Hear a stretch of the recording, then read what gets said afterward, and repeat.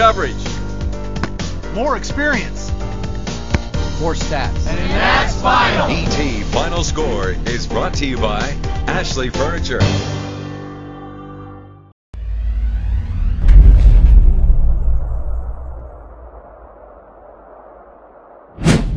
Hello and welcome to the ETFinalScore.com Junior College Football Show. I'm Joe Buie, your host, and I'm joined, as always, by Phil Hicks, who covers the area JUCOs. Well, Phil, I believe the Tyler Junior College Apaches scored the second most points in their history last Saturday in an 84-28, let me repeat, 84-28 win over Cisco. Considering that Cisco's been pretty competitive this year, how impressive were the Apaches in that game? They were quite impressive, Joe. Tyrick Rollison, who's been outstanding all year, threw 4 touchdown passes and scored another one.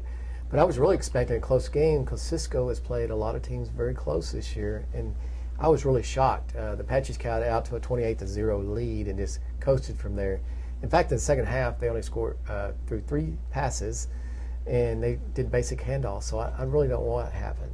Wow, did they continue to score a lot of points, even dialing it down like that to just pretty much running? They were still? Yes, they just basic running plays like off tackle, off guard, throughout. Yeah. So, and Tim Drain, the athletic director at TJC, sent me a list, and the Apaches scored 90 points in 1951 against Mexico City for their most points scored. So wow, that's quite a bit. And I think we should also mention that you've seen a similar score like this between TJC and Cisco. Yes, exactly. A few years back, forgot the year, but Cisco scored the first 2 points. It was out in Cisco, and then Tyler scored the next 72 points. That was quite a game. I think you probably would agree with me. We thought maybe the days of those kind of scores against Cisco were in the past because Cisco had become, a much better team. Yeah, the Wranglers. Just looking at scores, they beat Trinity Valley earlier this year and been competitive with a lot of teams. And I really thought Cisco had turned the corner and became one of the, it wasn't going to be a blowout each time, and it was just crazy. I guess the Apaches were hitting on all cylinders. All right. Well, Kilgore's perfect season came crashing down in Miami, Oklahoma last Saturday as NEO Golden Norsemen beat the previously number 5 Rangers 42-24 on homecoming.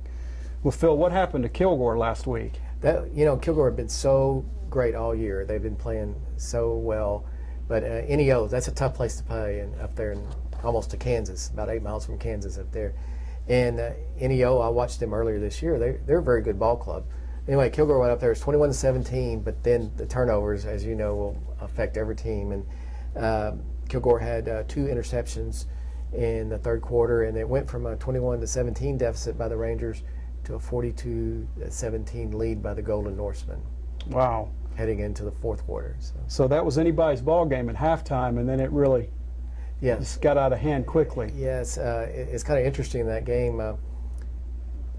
3 different Kilgore quarterbacks threw 3 interception apiece, and Devron Moore of NEO picked off each one of them. That's kind of unusual, wow. I think. So he was the defensive player of the week in the conference. Okay. All right. Well, Phil, in another game I picked incorrectly, Trinity Valley defeated Blinn 24-9 for the Cardinals' first conference win. Talk about the Cardinals there. Yeah, beginning of the season, everyone thought that Trinity Valley could win a national championship because on their line, they got great offensive line and a great defensive line. They're all D1, especially that defensive line. They're D1 guys.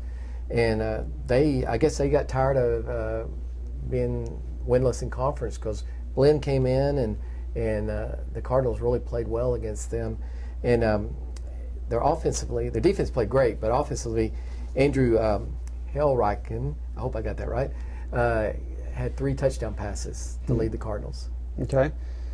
Now, that was homecoming for the Cardinals, correct? Yes, it was.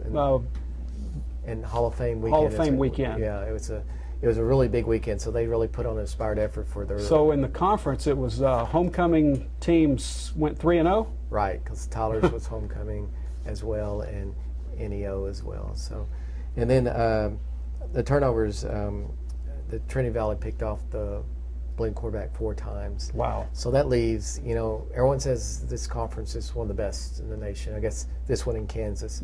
And then, but they keep knocking each other off. So now Navarra is the highest ranked team at number 8. Number 8. Yes. Okay. And they played the Southeast Prep, which is making the rounds. They are. Unfortunately, they play every game on the road, and it ended up, I think it was 70-7. So it's been a good workout for all the teams who encounter SEC Prep. All right. Well, Phil, talk about the Week 8 schedule for this weekend and kind of assess the standings at this point. Okay.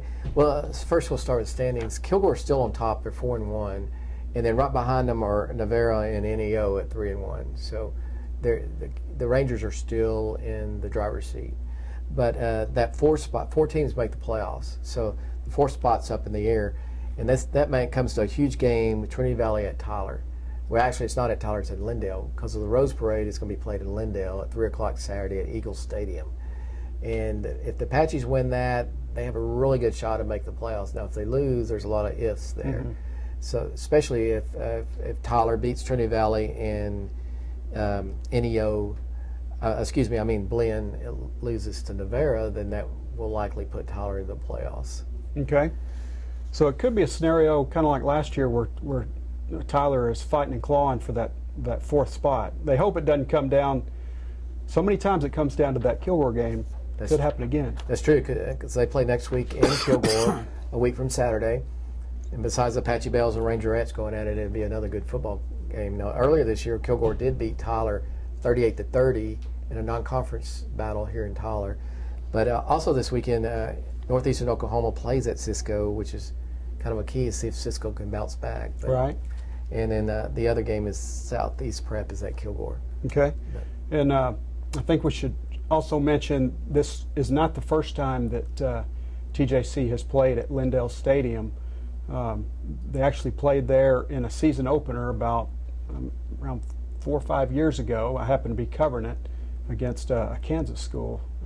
That particular weekend they were playing there to expose their new campus that they have in Lindale. But you said this time it's because of a scheduling conflict. Yeah, it's a scheduling conflict, but they also did want to highlight the campus setting they have at Lindale, and also the Lindale officials. They're putting on a big day. It's TJC Day in Lindale because a lot of Lindale high school students do go to Tyler Junior College before they go on to 4-year colleges. Okay. Or they even during high school they take credits to help them whatever college they're going to. So it's a big day. They're having a reception and honoring the Lindale administrators, and the city of Lindale has kind of opened their arms to. Okay. I guess they're going to still be in blue and white. They're going to be a black and gold on Saturday. Okay.